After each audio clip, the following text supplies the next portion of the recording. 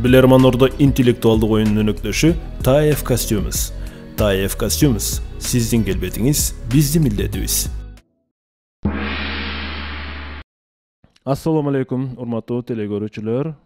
Кутмандуу кечиңиздер менен интеллектуалдар 23 апрель 2023 жыл жекшемби ЛТРде Билерман Ордо жазгы сериялар жана 8-турга биз старт беребиз. Барыңыздарга жакшы маанай каалап, биз бүгүнкү оюнду ачык деп жарыялайбыз.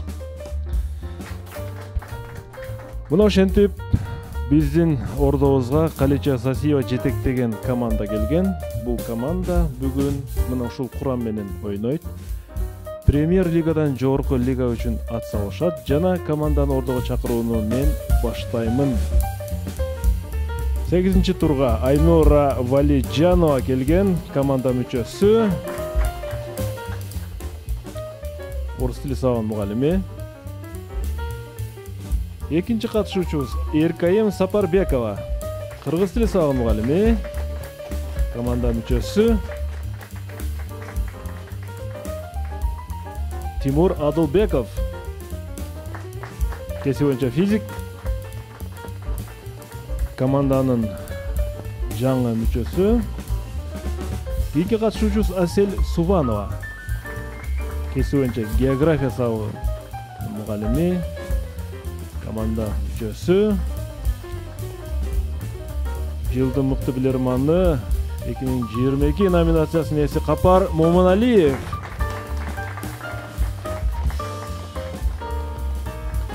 Кыргыз тили сабагынын мугалими жана команда капитаны Калича Сасиева. Мына ушул команда урматтуу телекөрүүчүлөр бүгүн 8-турда сиздерге каршы оюн жүргүзмөкчү.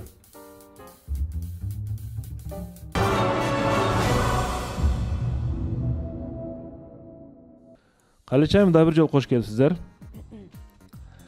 Бүгүн аябай жоопкерчиликтүү оюн сиздер үчүн. Анткени өтө чоң айырма менен азырынча Сорун Абылкасымовдун командасы финалга ойногу калган. Андан кийин Самара Бектеналиева турат. Сиздер жана Сагын Маманов калган. Команда маанайы жакшыбы, оюнга даярсыздарбы? Каличайым, сөз сизде. Саламатсызбы, урматтуу алып баруучу. Буюрса команда оюнга даяр. Биз оюн болорго мындай өзүбүзчө ички дүйнөбүз менен дагы мындай практика жүзүндө дагы даярданганга аракет кылдык. Буюрса бүгүн көрүүчүлөр үчүн, жалпы Ордо үчүн кызыктуу оюн куруп беребиз деп ишендирип айта алабыз. Максат финалга чыгып кетиш. Бул негизги максат болуш керек. Анда биз оюнду баштадык, урматтуу телекөрүүчүлөр. Мына ушул команда менен сиздер ойнойсуздар бүгүн. Эсеп таблодо 0-0. Бизге жаңы кошулган телекөрүүчүлөр үчүн биз даректерди дагы бир рет кайталап кетели. Ушул экранда турган даректер сиздер үчүн. Мобилдик телефонуңуздарды алып, бизге катталып суроо жөнөтүңүздөр. Instagram көрөрмандар үчүн Билерман астыңсыз жордо баракчабыз расмий баракча болуп эсептелет. Катталып суроо калтырыңыздар. Кат куржунга Facebook'ta Билерман Ордо баракчабыз иштеп жатат. Катталыш керек сөзсүз түрдө. bilerman@tv.mail биздин электрондук дарек. YouTube'da биздин Билерман Ордо оюндарын көрсөңүздөр болот. Эгер экран телевизордон көрө албай калсаңыздар, YouTube'дан көрсөңүздөр болот. Ал эми каттар үчүн Ошша Ленин көчөсү 330 Билерман Ордо оюна деп жөнөтүңүздөр. Биздин өнөктөштөрүбүз Барбол, чоң рахмат Барболго. Адал таттуу дайыма жаңган продукциялар менен билермандарды кубандырып келет. Жана дагы бир өнөктөшүбүз Актив Дизайн, сырткы жарнак жана полиграфия борбору сиздерге ийгилик каалайт. Жана дагы бир өнөктөшүбүз TAEF Costumes сиздерге чоң ийгиликтерди каалайт. Анда оюнду баштадык. Урматтуу телекөрүүчүлөр жана билермандар, 0-0 биринчи раунд.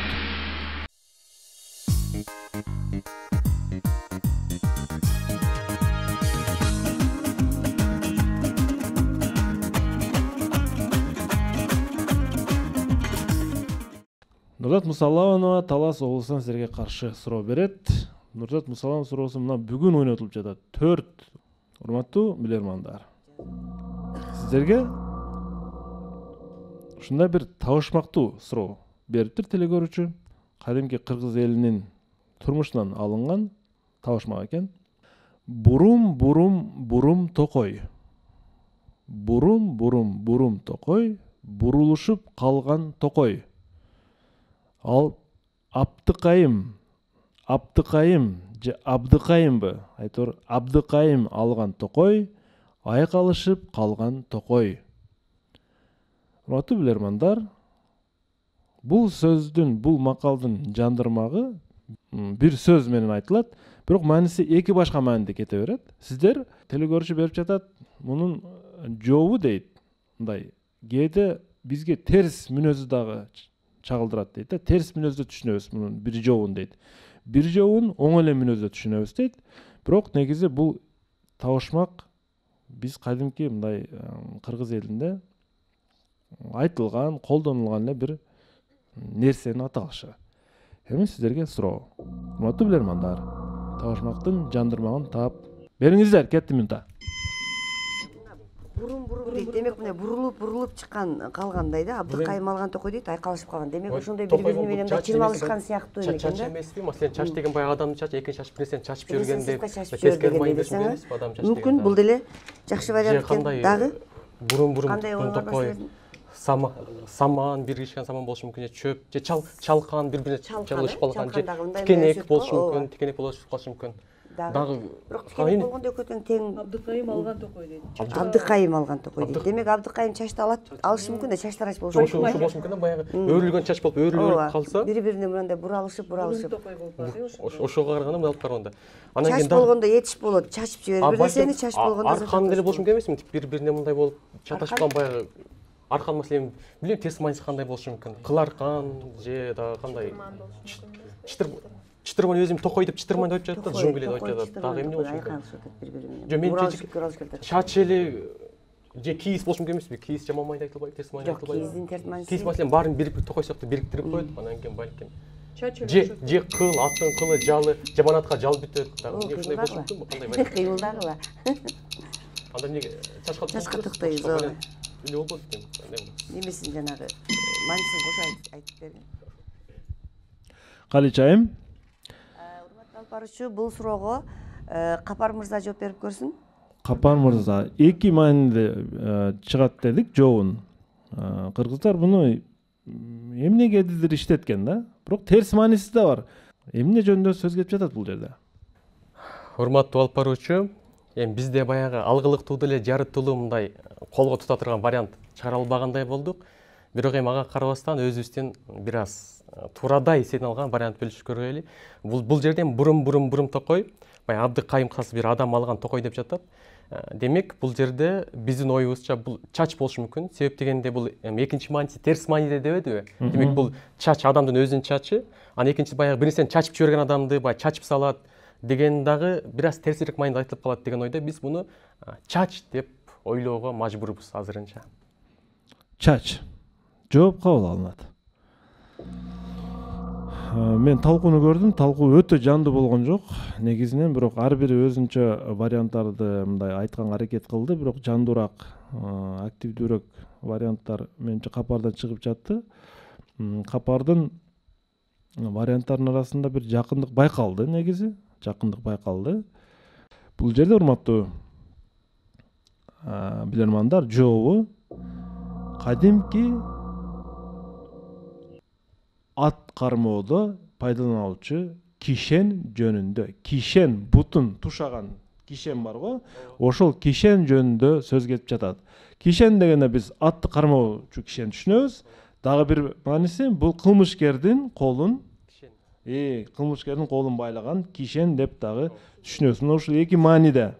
Экинчи, мен айттым, эки маанинин кайсысын тапсаңар дагы жөндүү болмок депчи. Эгерде кишен дегениңиздерде бул туура эле болмок. Эгер тушоо болсо деле мен муну канаттандырык деп кабыл алмакмын, негизи туура эле депчи. Бирок сиздер чачка өтүп кеттиңиздер, ошо аркандын тегерегинде талкуу кылсаңыздар балким чыкмак бул маселе.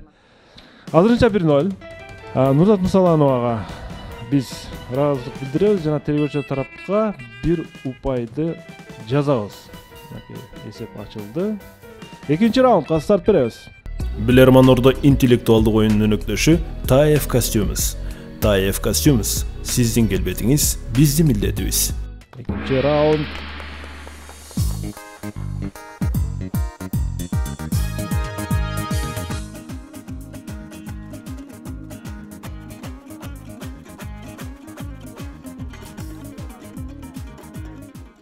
Экинчи раунд сиздерге каршы Кубан Жумамеддинов Бишкек шаарынан суроо берет.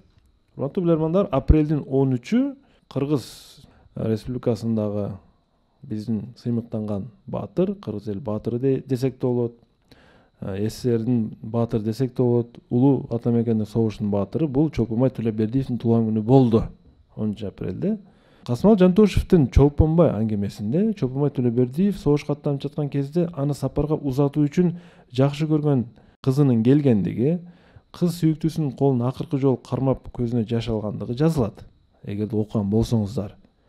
Ал эми баатырдын айылындагы музейинде анын фронттон Гүлнар аттуу кызга жазган каты бар. Азыр да сакталуу. Анда кандайсың сүйүктүүм Гүлнар? Согуш катуу жүрүп жатат. Душмандар менен тынбай сагалашып жатабыз. Акыркы күндөрү уйкудан да калып жүрөм. Сенин жазган каттарыңды алып жатам. Сага сүйүнүчтүү кабарым бар. Айтсам, мен көптөн күткөн комсомолго дагы өттүм. Эми үчөө үчүн согушам. Сен комсомол үчүн жана Көпчекит үчүн деп жазылган кат бар. Бул Чолпонбай Төлөбердиевдин акыркы каты эле. Сиздерге суроо, акыркы Көпчекиттин ордунда кайсы сөз бар? Кетти минута. Партия менен элим мекенде турабы? Ал мекенде анда апа эмесби? Апасы апа, энеси, балким ата эне деген сөз бардыр. элим үчүн, жерим үчүн. Маселен келечек муун үчүн, кийинки муун үчүн, балким тынчтык үчүн согушам болсо Сен мүмкүн. комсомол балким балам үчүн. Эми бул сүйгөн кызы болсо, Балдарды балам дегендечи келечек болсун. Биз экөөбүздүн кийинки келечектеги балдарыбыз үчүн, болочокто балдарыбыз үчүн болбойбу? чын эле бул бир баягы бешти куткарып алган билет. Эгер адашпасам, ошол балдарга өмүрүн көрүп мындай жакынак болсо мүмкүн. Келечеги үчүн, тынчтык үчүн, кийинки муун үчүн согушам дешим мүмкүн. Дагы партия менен элим, жерим, балдары, келечектеги балдарым, болочок балдарым, үйлүү үчүн, биздин жолугушуубуз үчүн, сенин көз жашың үчүн, көрүшө турган күн үчүн, Келечек балдар үчүн, Келечекте көрүш үчүн. келечек үчүн согушса, балким келечекте көрүшөт, келечектеги балдар үчүн ал энеси үчүн. көбүрөөк көңүл болушу мүмкүн. Ойбой. Калечайым, ишеничтүү вариант барбы? Ордодон жардам ала береличи, биздин варианттарыбыз өтө көп болуп кетти. Бирок ушунча ойноп, ордодон бир дагы жардам ала элекпиз. Урматтуу ордо, командага жардам бериңиздер. 3-чү жерде эмне деген сөз бар?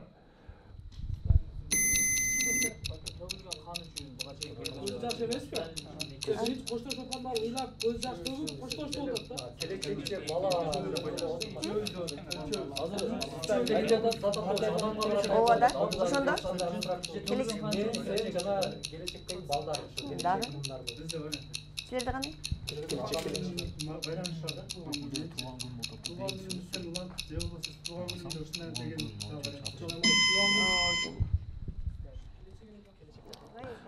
Ордонун жардамы бүттү.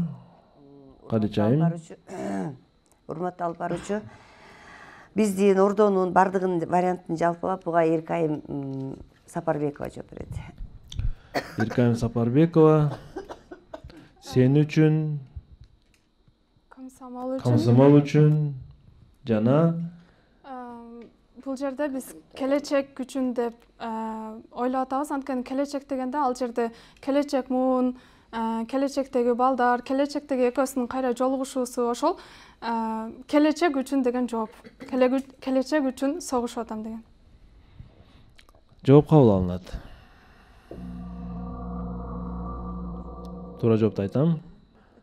Бардыгыбыз Чолпонбай Төлөбердиевди келечеги үчүн, мекени үчүн деп жазган болуш керек деп ойлодук да. Азыр сүйгөн кызын кошуп атат, сен үчүн деп. Комсомол деген bunun içine келечек барды кирип кетет, урматтуу. Мен жеке көз карашымда барды кошкон болсо керек дейм. Комсомол бул СССР мамлекети, келечек, балдар, үйлөр, ата эне, мекен. Үчүнчү жерде өзүм үчүн деп жазган экен, урматтуу билермандар. Сен үчүн жана өзүм үчүн деп атат да. Бул мындай согуштар аман эсен барам деген ниетте жазган да. Сен үчүн жана өзүм үчүн жана комсомол жалпы мамлекет үчүн деп комсомолду ошонун ичине камтып атат да. Баарыбыз ойлодук да, бул бекен үчүн же келечек үчүн деп жазган депчи. Жок, бул өзүм үчүн дептир. 2-0 азырынча. 2-0. Кубаныч Жумамединов телевизор тарапка дагы бир упай кошту. 3-чү раундга старт беребиз. 3-чү раунд.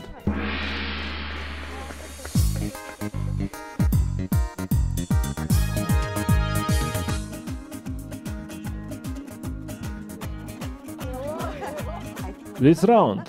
Birinci раунд 3 суроо 20 секундадан.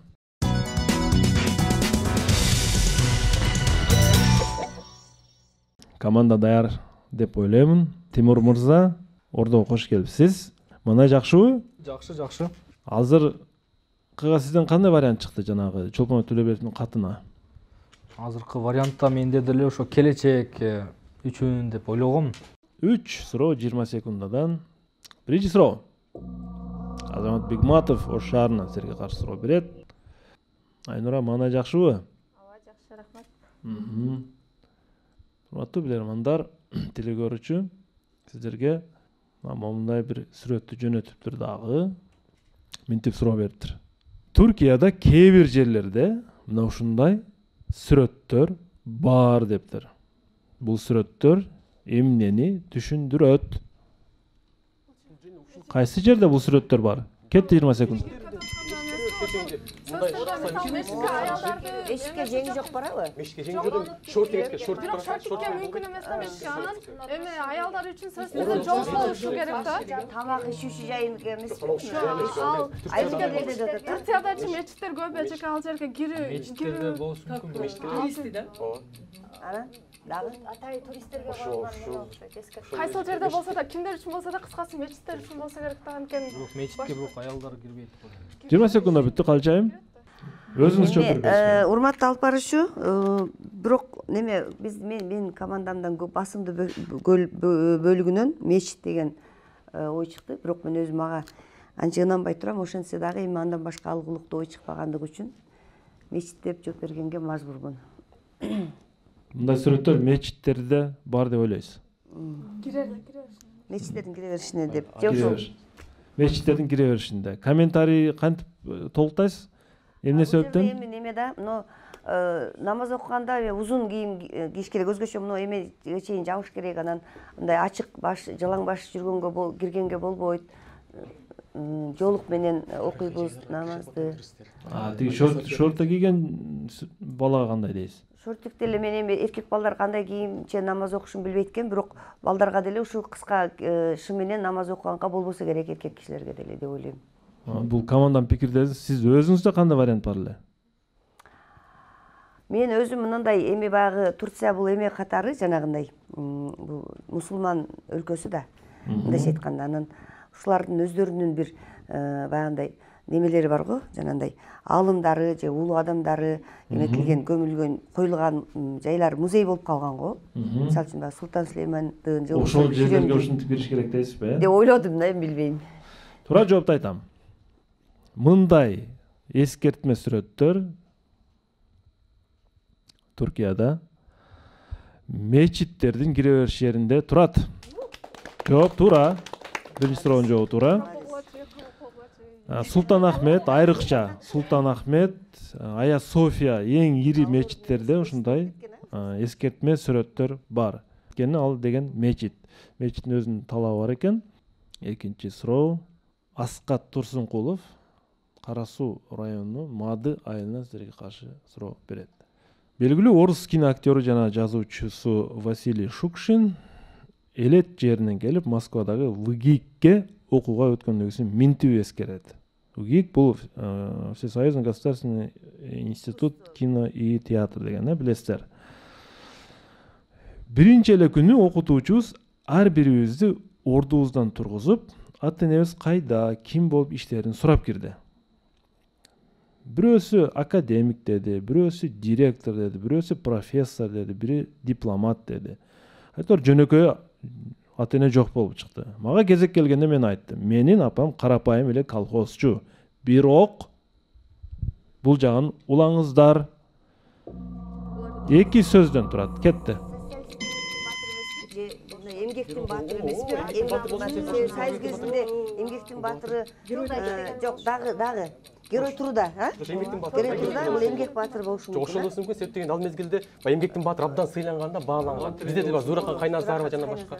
Баатыр эне болушу мүмкүн. Эми герой эме болгон, эмгектин баатыры. Эмгектин баатыры болушу мүмкүн, Жөн эле баатыр намын алган десек болот. Себеби көп балалуу болуп эле. Калчайым, жогорудагы жоопторду угуп келип айтып атат да. Менин апам карапайым эле колхозчу. Бирок деп бул жагын ким улайт? Бул жагын мен улаганга аракет кылып көрөйүн. Эми колхозчу деп атат да. Колхозчу дегенде биз эми эмгектин баатыры деген эмеге токтолуп атабыз да. Герой туруда. Эмгектин баатыры деп кошумчалаган. Анан эми бирок эмелерди эми эмгектин баатырларын герой социалисттик эмгектин баатыры деп айтышкан да. А сиз эки сөз деп атпайсызбы азыр бул жерде? Эки сөз. Эки сөз болсо баатыр эне эмеспи экен? Баатыр эне. Жок кабыл алынат. Туура жооп. Эгерде баатыр эне болгондо ал колхозчу дебейт эле да. Мен баатыр эненин баласымын дейт эле. Бул жогоруда жоопторду угуп келди дагы. Мен апам карапайым эле колхозчу, бирок академиктерден артык турат деген да. Караңыздар, профессор, академиктерден мен апам артык деген. Өкүнүчтүү, тилекке каршы экинчи суроодон команда өтө албай калды. Чамдаңыздар, урматтуу команда. Бар алдыда 4-чү раунд. 4-чү раунд. Суанова Асель, география сабак мугалими. Учурда ушул кесип аркылуу иштеп жатасызбы? Я. Географиядан бүгүн суроо бар бекен же жок бекен? Бирок негизи билерман статусун алган оюнчу бул универсалдуу оюнчу болуш керек. Универсалдуу оюнчу болуш керек. Актив дизайндан сиздерге суроо. Мен суроону окуйм. Американын фармацевтикалык компаниялары химиялык изилдөөлөргө сарпталуучу акча каражатын 2 эсе көбүрөөгүн, мисалы үчүн изилдөөлөргө канчадыр бир сумманы бөлсө, андан 2 эсе көп сумманы мына ушул нерсеге дагы сарптайт экен. Андан да көп 2 эсе сумманы кайсы бир нерсеге дагы сарптайт экен. Сиздерге суроо. Фармацевтикалык компаниялар акчанын 2 эсе көп бөлүгүн эмнеге сарптайт? Кетти минута. Экспериментке эмеспи? Сен кандай дары чыгыш үчүн эксперимент жүргүзүп көрүш керек да. Ошого экспериментке жумшаш мүмкүн абай жан-жаныбарлар башкалар улам эксперимент. Анан кийин кээ бир адамдарды билесиздерби, неме кылып атайын ошол дарын немеге алып келишип, жок, дарыканага алып келишип, ошолорго дары ичирип көрүп, ошолорго акча берип төлөшөт да. Ошондой да болушу мүмкүн, а эмеси болушу мүмкүн. Куралга эмеспи, жана. Куралга кандай курал? Химиялык жок, фармацевтикалык деп атат да бул. Балким ошол жанагы эксперимент жүргүзүп турган жаныбарларды багуу үчүн. Жаныбар багуу үчүн дагы десе да маселе Рекламага сатпаа. Рекламага да сарптошу мүмкүн. Бирок баягы эжеке немелерди химиялык изилдөөлөрдөн 2 эсе сумманы ушуга сарптайт экен. Дары жараткандан Реклама деле болушу мүмкүн. атайын адамдарды чакырып алышып, ошолорго дарын берип көрүп, Анын дарын сырткы эмесине жумшабайбы, коробкасына жанагы. жасалмаса пластик коробкалар дейсиз. Андай болуш болот. Дизайн, реклама деп айтып. Дизайнына анан жана сыртында коробкалары эмелери бар го, дарылар өзү кичинекей болгон немелер чоң болот го, жана сыртындагы коробкалар. Эксперимент болуш керек. Ичинде кетип атпайбы ага эксперимент дары чыгарганда ичинде кетип атабы дейм да. Химия изилдөөгө кетпейби? Ошондо Жок эми Реклама ал дейм да. Убакыт бүттү, Калчайым. Ким жооп берет? неме Айнура Валижанова жооп Айнура Валижанова. Биздин команданын жообу рекламага 2 эсе көп сумманы сарптайт. Рекламага 2 эсе көп сумманы сарптайт. Жооп кабыл алынат. Фармацевтикалык компаниялар реклама үчүн 2 эсе көп акчаны сарптайт. Анткени дарын өткөрүш керек. Андан кийин иш жүрөт. Өткөндө бир суроодо келди го, дүйнөдө бир жылда $500 миллиард реклама үчүн сарпталат. Бардык компанияларда топтолуп туруп, караңыздар, кетиш керек, аракет кылып, активдүү болуш керек. Билерман Ордо интеллектуалдык оюнунун өнөктөшү TAEF Costumes. TAEF Costumes сиздин келбетиңиз биздин милдетибиз. 5-чи раунд.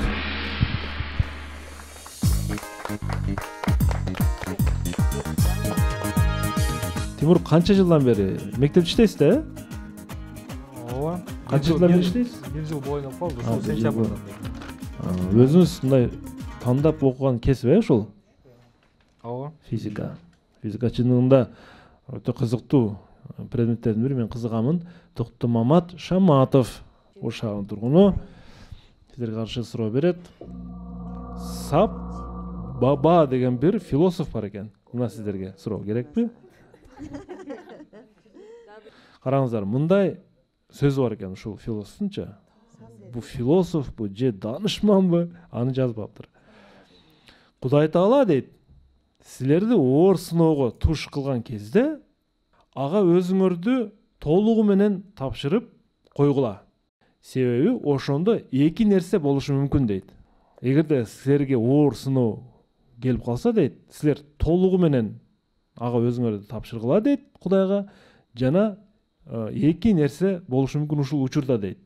Же, мен биринчисин айтып атам, же жыгылып баратканыңарда ал силерди жөлөп таяп калат, же бул жагын улантыңыздар. Минута кетти. Башка бир жол көрсөтөт. Өзүңөрдү толук тапшырып койгула эки нерсе. Мына биринчиси жыгылып баратканда жөлөп коюшу мүмкүн, же болбосо көтөрүлүп баратканда кайра түшүрүп коюшу мүмкүн. Бирок оор сыноого туш келгенде деп атпайбы? Ошондо Аллахка барасың да кайра там намаз окуп деген сыяктуу да. Көтөргөндө да сыноо да болду. Оор сыноочу. Дагы бир жеңилирээк сыноо бериш керек эмес деген эмеспи? Оор сыноого туш келгенде өзүңдү тапшырып кой, дагы бир сыноо. Бул жердечи экосүннөтү Жыгылып баратканда таяп калат деп атат. Ошондо көтөрүлгөндө, адам көтөрүлгөндө кайра жерге түшүрүп коюшу мүмкүн да. Баягы анча адамдарга акча берип, байлык берип, анан сынап көрөт десең. Эчекел, бирок оор сыноо келгендечи жыгыт эме жайнамазга жыгытышы мүмкүн деген же балким жөнө сен жыгылгандан кийин кайра сен бийикке көтөрүп коет, кийинкисин деши мүмкүнбү? Сен караңгыдан кийин жарык келет деген сөз. Жыл барткан сен таяп калып, жыгылгандан кийин кайта сени көтөрүп коет. Анан кийин ушундай таяйт экен да деп бир жолу ишенип алсаң, дагы башка сыноо берет дебейби? Бул жердечи эчекел оор сыноо деген бул кыйынчылык да. Ошондо оор сыноо карама каршылык кетип атабы дегенде ошо биринчисин таяп калып атат жыгытпай, экинчисин кайра жайнамазга сыйынууга жыгытып атабы деген ой келип атат просто. Оор сыноо деген дагы оор сыноо берет дебейби? Себеби неме дагы оор сыноо берсе, эме болот да. Күчтүү адам. Калич айым. Кимге жооп бересиңер? Же жыгылып баратканыңарда ал силерди жөлөп таяп калат. Мындай. Элестетсеңер, жыгылып барасаңар жөлөп таяп калат деп атат. Же эмне? Эмне кылат? Эркайым жооп берет. Өзүң вариантын бере берейинби? Эркайым Сапарбекова.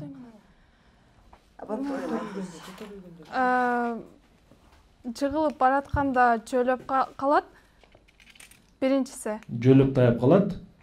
Жөлөп таяп калат. Экинчиси балким ошол жыгытат деген сыяктуу да, жайнамазга жыгытат деген сыяктуу. Бул жыгылгандан кийин, жайнамазга жыгылгандан кийин дагы оор сыноодон жардам берет да, мисалы жардам сурайсың го. Демек өзүм жооп берип атам. Демек жайнамазга жыгытат оор сыноо болгондо. Өзү жөлөп таяп калып атса, анан сиз биротула жыгыттыңыз, а? Макул агай, жооп. Мен жөнүн айтып атам. Мен кайтып кетейин деп атам, анткени зорго өзүм илешип турам өзүм жоомда. Мен болгон ушундай окугандай болдум эле да, сен мисалы жыгылып баратканыңда таяп калат, анан өтө көтөрүлүп баратканда сени кайра жыгытат, кайра өзүнө алып келет деген сыяктуучу. Ошол нерсеге таянып жооп берип атам. Түшүнүктүү. Жооп кабыл алынат. Мен туура жоопту айтам. Эркайым талкууда айтты да ушул варианттычы, туура жоопту бир айткандай болду негизи. Караңыздар, жыгылып баратканда же жөлөп таяп калат Кудай. Же бийикке учканды үйрөтөт. Ар дайым бийик болуп жүр деп, ал учканга үйрөтөт деп атат. Жыгытпайт дагы деп атат. Бирок кийинки эмеде жыгылбаш үчүн учканга үйрөтөт, бийиктикке үйрөтөт деген сөзмө сөз айта турган болсок, же учканга үйрөтөт, же жөлөп таяп калат, же учканга үйрөтөт. Мына учканга депчи бирөө айтып аттыңыз да сиз. Ошол пикирди бекемдеп турсаңыз менимче жакшы болмок негизи. Оюн улантылат. 6-раунд. 6-раунд. Команданы колчап, колдоп туралы. Шансы бар командада. Канча эле шанс жок болсун, шанс бар.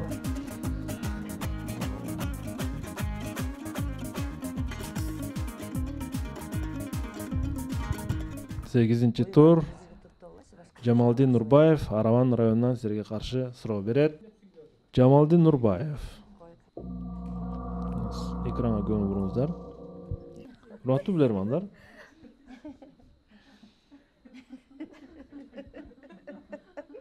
Кээ бир үй бүлөлөрдө, балким сиздерде дагы, балким кандайдыр бир учурда, ушу сиздер көрүп турган сүрөттөгүдөй эки баласына бир көйнөк кийгизип коюшат экен. Силерге суроо. Кандай учурда бул ыкманы колдонушат ата-энелер? Бардыгы эмес, бирок кээ бирлер колдонот экен да. Кетти мынта. Баягы эме кесет го, баланы отургузат го, ошондо эмеспи? Же болду, урушуп кеткенде удалаштар өмүр бою койчу эле да. Жок, удалаштар өмүр бою уруш. Жакын балдар экенде удалаштар дайыма баягы бири мушташып жүрөт, анан экөө бириктирип койсо. Сиңдиме коюз урушуп кетсек, апамыз байлап койчу эле да. Эми баягы урушпа, нет войне кысасы, нет борьбы кысасы жазыш мүмкүн. Жок, мынандай да. Экөө эки жакка мынандай. Экөө дайыма чогуу жүрүп бири бияка кетем десе, экөөң тең эки жакка тең көз алдыңча жалгыз кете албайсың деп ушинтип. Айлаң жок, бири-бири менен көйшөт да урушуп. Ушундай болуп, айласы жок. Мен ошон үчүн баягы мен дагы менин экөөбүз өмүр бою мушташып бекитип койгон о жерде бир нерсе баягы урушпайбыз же жарашабыз деген. Ошондой. Бул жерден жөн эле суроо эмне үчүн муну кийгизип койгон деген да, эмне үчүн кийип койгон деген суроо. Ошондо экөөңөр кете албайсыңар эки жакка. Экөөңөр бир турасыңар. Мындай тил табыш болсо урушпагыла деген. Урушуп кеткен үчүн. Урушуп кеткен болсо экөө жарашсын дегендей маанидеги сөздөй Эмне үчүн кийгизип койгон, демек ошол урушуп кеткенде урушпай жүрсү үчүн болду. Вариант айтып көргүлөчү. Эми андан башка вариант жокпу? Жок, эжекем бул логикасы бар ушуга бар такып атат да. Башка немеси жок да, себеби экөө удалаш болгондо да мааниге да. Мага биринчи ушул экен. Вакыт бүттү. Урматтуу алып баруучу, эми буга дагы мен дагы бир өзүмдүн эмемди сынап көрөйүн дагы бир. Пешенемди. Этият болуңуз, Эсеп 4-1. Ооба. Эми айла жок, эми эгер пешенебизге жазылган болсо айла жок, себеби команданын деле ою ушу менин оюмдай болушту. Биздин мурда мен да сиңдим бар да, удалаш өзүмө 1 жаш кичүү. Апа экөөбүз бир нерсени келише албай талашып, урушуп кеткенибизде апам бизди байлап койчу эле да, жоолук менен. Белибизден, көкүрөгүбүздөн бардыгынан байлап экөөбүз бири-бирибиз менен кечке ошо байлашып турат болчук да, элдешкенге чейин. Анан качан экөөбүз элдешип бир пикирге келишмейинче талашып калганыбызда өзгөчө бир нерсени талашып такыр келише албаган. Анан ошондон чечип коет эле да. Биз да ошондой азыр буну ошондой эме ситуация жагдай деп кабыл алып атабыз.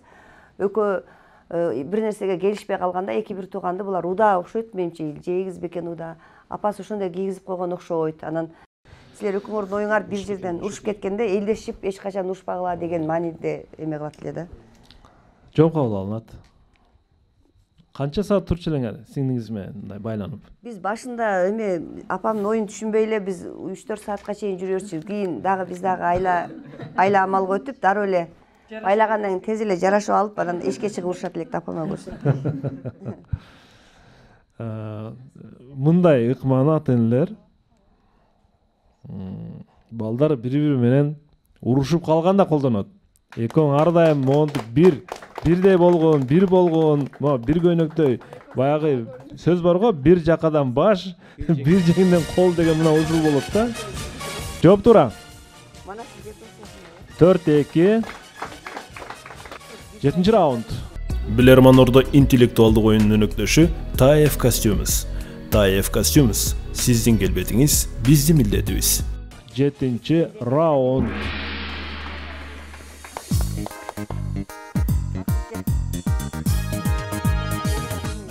Раунд.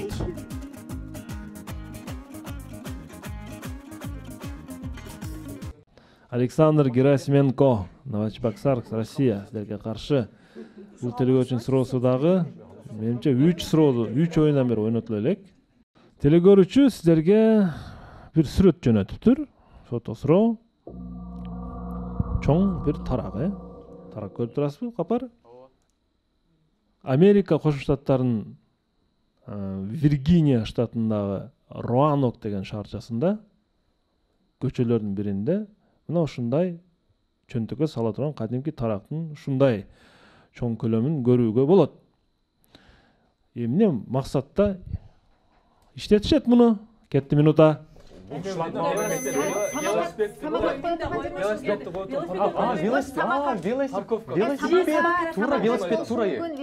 тура мындай кел. Бул жерде машиналардын парковкасы турат. Жанында велосипед коюлат. Самокат, велосипед, бир эки, бир да. Велосипедтердин эми дагы эмне бар? Дагы башка. Жок. Демек, нары жагында машиналар турат. Бул жана самокаттар, велосипедтер парковка болот. Эми жөн эле кошумча. Өзүнүн негизи ушундай парковкалар бар, бирок бул дизайнерский неме бир эмесин Жанында парикмахерский болушу мүмкүн дагы бир варианты да. Ооба, эмне үчүн болушу мүмкүн? Жок, аны эмне коет ал жерге? Иттерди байлап коелу.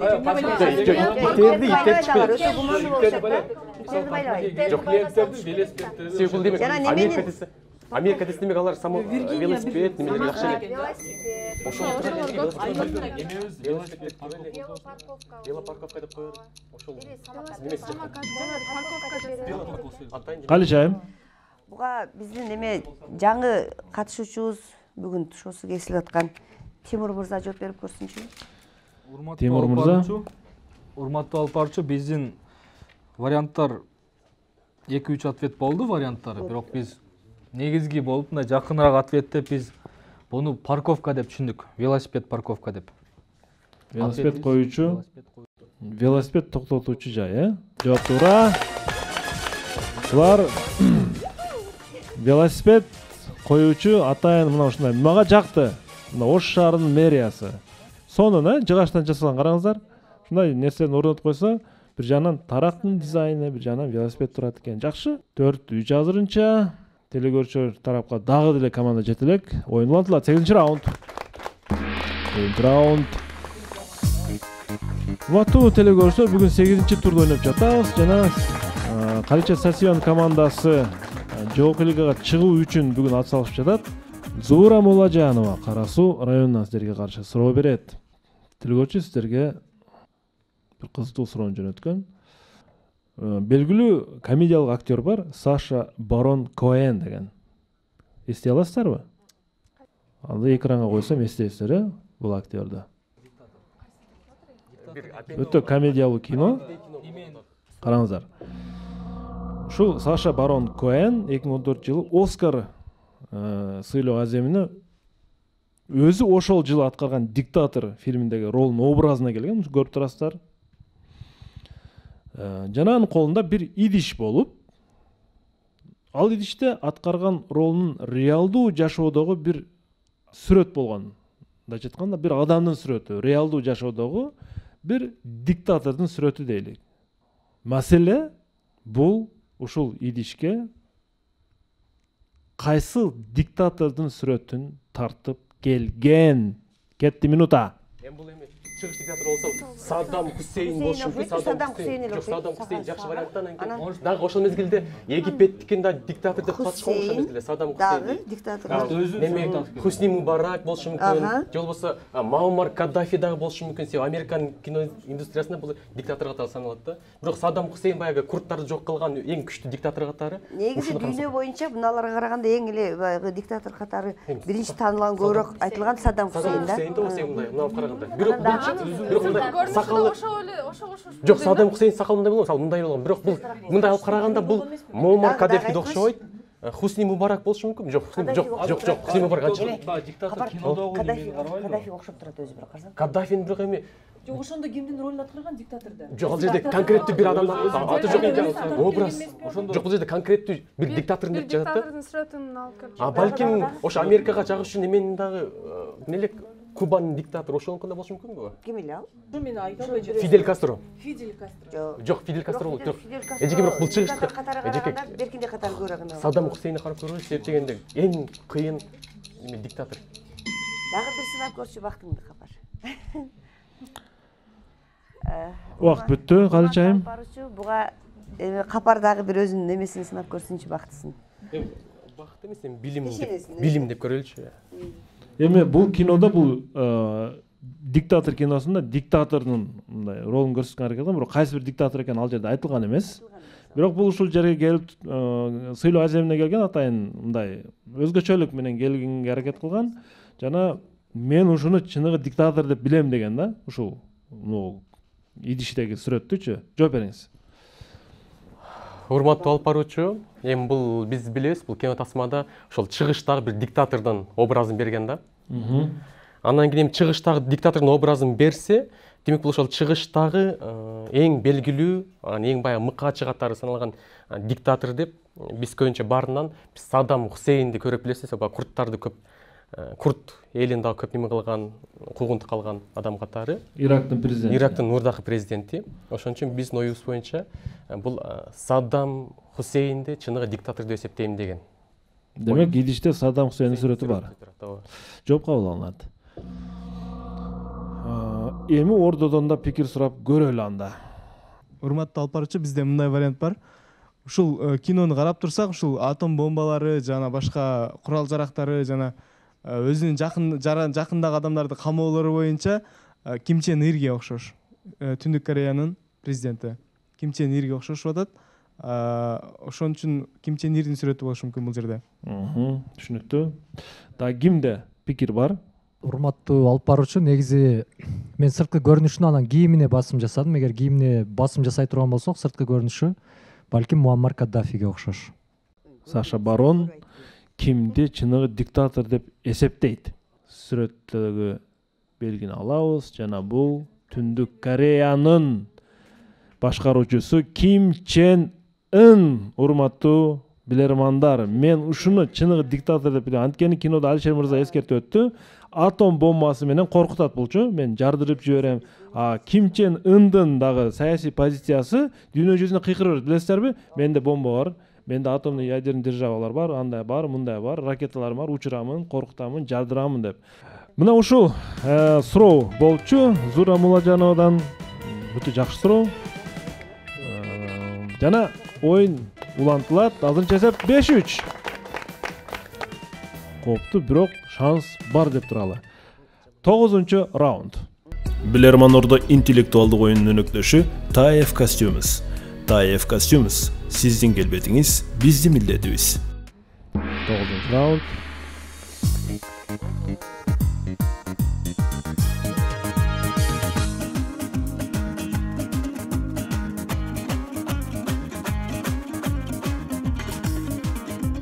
Гүлиза Шамырзаева Бишкек шаарына силерге каршы суроо берет.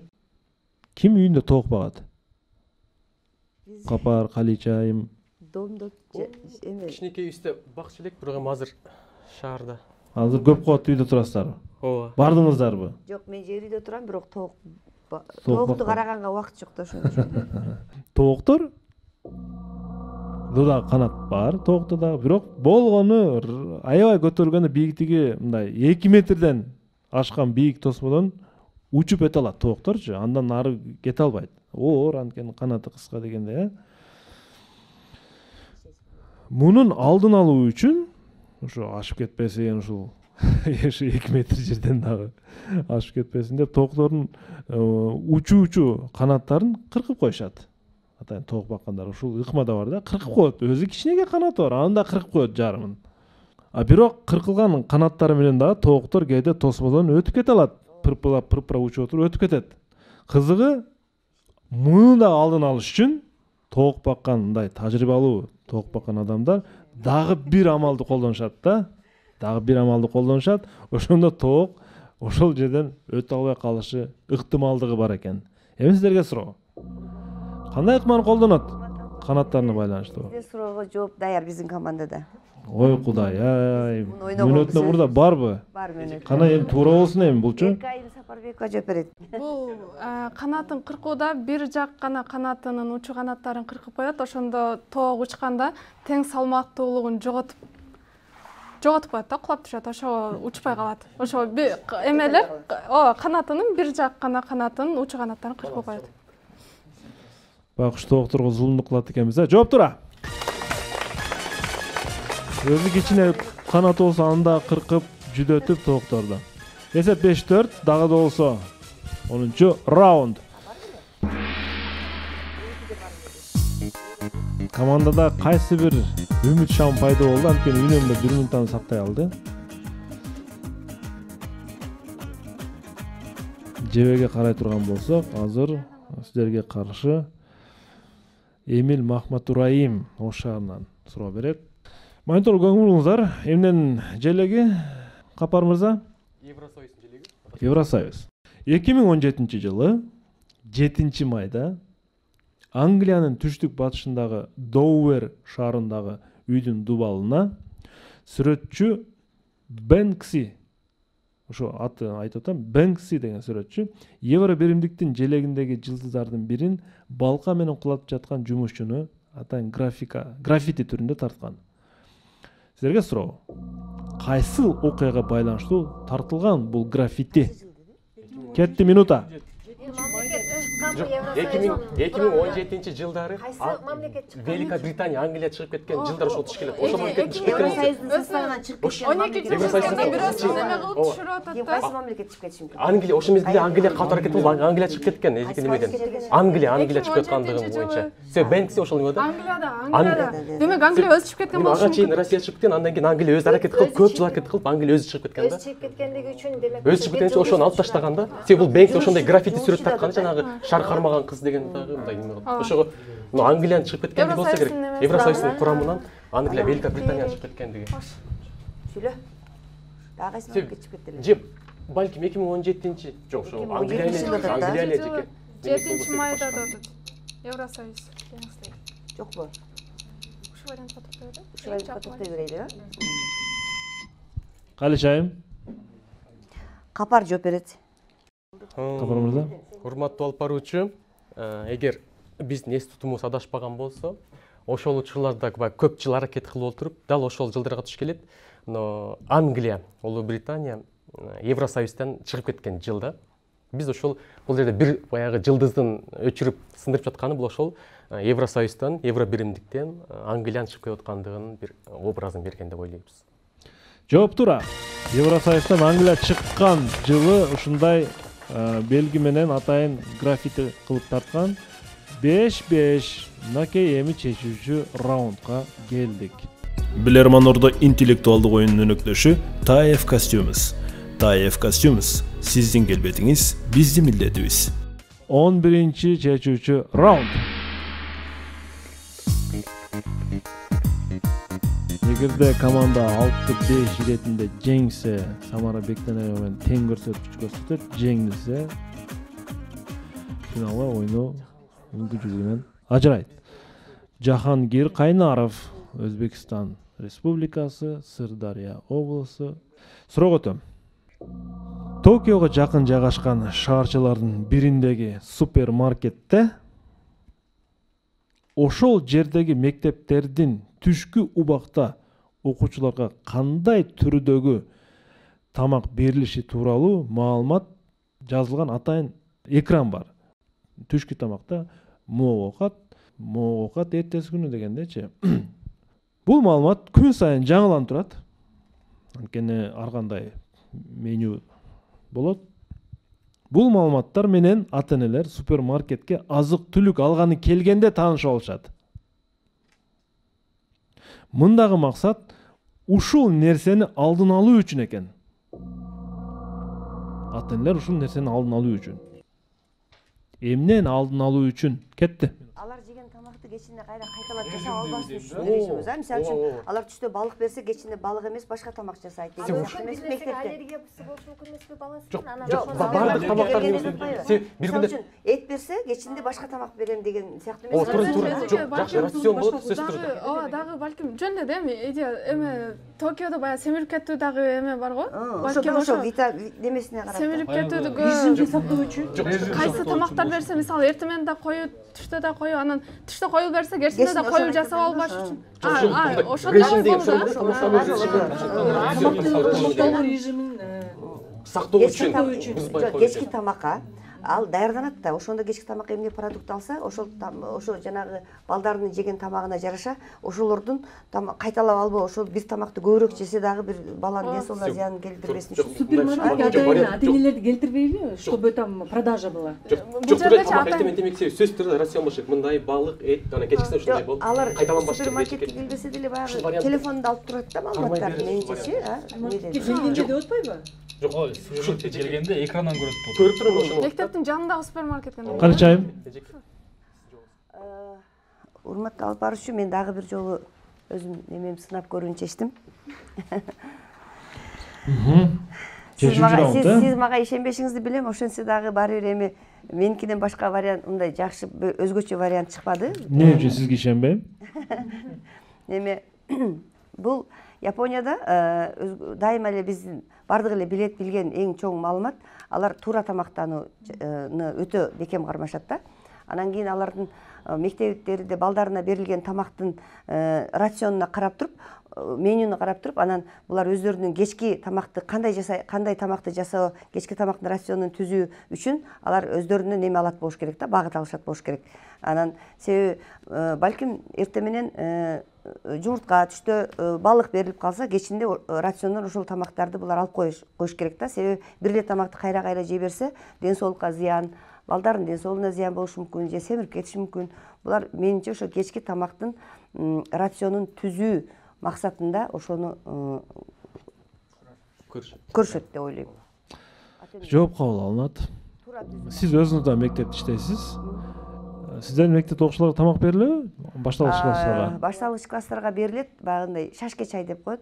Бир стакан ширин чай, булочка же болбосо сүт жана кекс сыяктуу эме ошо шашке чай беришет. Ысык тамакка өтпөгөнбүз. Туура жооп. Токиодогу ошол шаарчадагы экранда тамак, түшкү тамакка окуучуларга берилген тамактын рациону менюсу жазылып тургандыгын билүүдөгү максат ата-энелер ошол жерден азык түлүк кылуу менен бирге кечки тамакты аныктап алат. Кайсыл тамакты кылыш керек, кайны кылбаш керек. Туура жооп. Команда 6-5 эсебинде жеңишке жетишти жана жазгы серияларда финалга чыгып алды команда. 6-5 эсебинде оюн жыйынтыкталды. Абал кандай десем, башында өтө бир мындай бир кооптуу бир абал пайда болгон болчу. Команданы биринчиден жеңиши менен куттуктап кетебиз. Өтө тирешкен оюн болду. Кыл чайнашкан таймашуубу? Ооба. Кээде эми анча-мынча командалар, мисалы өзүбүз деле өткөндө бир аз артта калгандан кийин мындай тагдырыбызга тан бергенсип жеңилүүгө оңой эле жеңилип бердик эле. Бул команда өтө жакшы жеңебиз деп катуу тирешип туруп утушка ээ болушту. Урматтуу алып баруучу, команданы куттуктайбыз. Бүгүнкү оюн 2 бөлүктөн турат. Биринчиси чейин, анан кийин деген. Экинчи бөлүгү бирок күчтүү чыкты.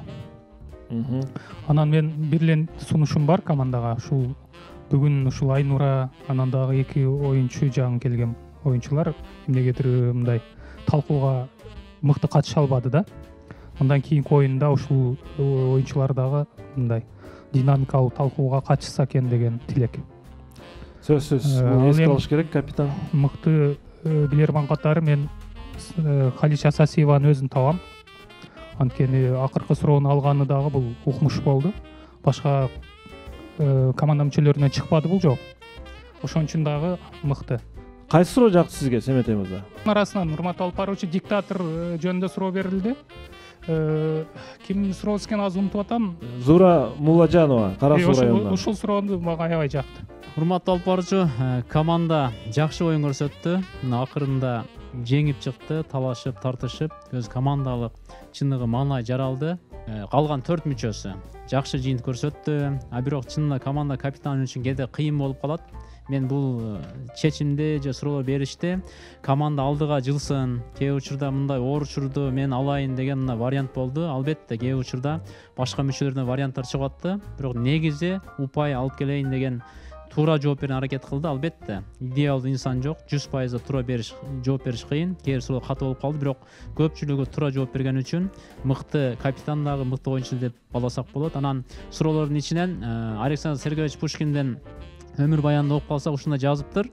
Мен китепти өзүм атым үчүн жазам, а китепти акча үчүн сатам деген фразасы бар экен. Мен Александр Сергеевич Пушкин ушинтип жазбаса керек десем, ушул фразасы бар экен. Я пишу для себя, а печатаю для денег деп. Ошол соңары Чолпонма Төлөбердиев өзүм үчүн, мекен үчүн, комсомол үчүн, сен үчүн деген суроосун мен мыкты деп балайм. Рахмат пикирлер үчүн. Калчайым капитан катары. Бизде негизи ошо башындагы кыйынчылык болгону биз али мына толук командалык биримдикти, ички биримдикти түзүп атабыз да эми. Булар ошо толук ошон үчүн дагы баягы Семетей мырза айткандай до после деп бөлөп атпайбы, чейин кийин деп. Ошо чейинкиге ошол түз таасир берди деп ойлойм да. Бири-бирибизди түшүнө албадык, командалык биригүү боло албай калды. Анан эми жанагы экинчисинде анан бара-бара бир аз эметтик окшойт, көнүшүп кеттик окшойт булар дагы. Анан бизден жаңы кошулгандар эми командадан туура эмес жооп болуп калса, өздөрү булар дагы өздөрүн таштай бербесин. Такыр туура эмес болгондо менен бир аз көнүп калдым да ошон үчүн. Ошо мен туура эмес жооп берсем дагы деп. Кайсы суроо жакты бүгүнкү оюнда? Биз дагы ошол эме Сагын мырзанын оюна кошулабыз. Бизде эми союз кезинде эч ким өзү жөнүндө ойлоп, эч ким өзү жөнүндө ой пикир билдирген эмес да. Анан ошо Чолпонбайдын ошол кезде өзүм үчүн дегени бизге дагы аябай жакты. Биз да ушул суроону мыкты деп табабыз. Кубан Жумамединовдун суроосу болчу. Караңыздар, сен үчүн деп атат. Анан комсомол үчүн дейт. Комсомолго дарынып атат. Көрүсүздарбы? Бүт баарын эске алганда анан өзүм үчүн деп атат. Ошон үчүн бул жерде мен Чолпон Төлөбердиев өтө бир ой, чоң философия менен жазган бул катты. Ошол акыркы кат экен да. Андан кийин батырларча курман болгон. Бүгүн чынында эле бүйүр кызыткан оюнга күбө болдук. Оюндун башында чынында капитан өзү айтып кеткендей эле мындай команда бириге албай, бир-эки адам эле мындай талкуу кылып калышты да. Анан Калича Сасиева менен чынында менин командамын окшош жагы экөөбүз тең 4-1ден чыгып кеттик да. Менин командам дагы 4-1ден чыгып кеткен. Булар дагы 4-1ден чыгып кетти. Командага ийгилик, мыкты оюн болду. Семетей мырза биздин ардагер телегөрүүчүбүз Манас Амиралиевдин символикалык акчалар сыйлыгын менимче мына өзүңүз башта белгилеп өттүңүз, Калича Сасиеваны өзүнө тапшырып койгонуңуз менимче тууралаак болот. Азыр Калича айымга берсеңиз, Калича айым өзүн өзү ыйгара албайт. Ошон үчүн сиз тапшырып коюңуз. Куттуктайбыз. Бүгүн мынакей биздин капитаныбыз катары дайыма мыкты оюнчу катары дагы биз моюнга алабыз. Ошон үчүн мынакей эжекем бүгүнкү эле оюндун мыктысы эмес, дайыма ар бир оюндун мыктысы катары бүгүнкү ушул Семетей агайдын атасынын акчасын дагы жана ошондой эле актив дизайндын дагы ушул эмесин, сыйлыгын эжекем өзүнө ыйгарсак деп турабыз. Рахмат. Актив дизайн акча сыйлыгы Калича сизге ыйгарылат. Куттуктайбыз. Анткени туура оюнга да активдүү катышат, келет, ар бир оюнга келип катышып, ой пикирин айтып дегендей командалар колдоп, куаттап. Анда биз оюнду жыйынтыктоонун алдында шириндиктер менен жыйынтыктайбыз. Бар болдун шириндиктерин анда студияга алып киребиз.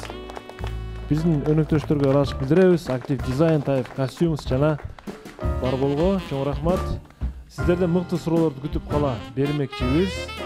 Билеги күчтүү бирди жыгат, билими күчтүү миңди жыгат. Көрүшкөнчө ассалому алейкум. Аман болуңуздар.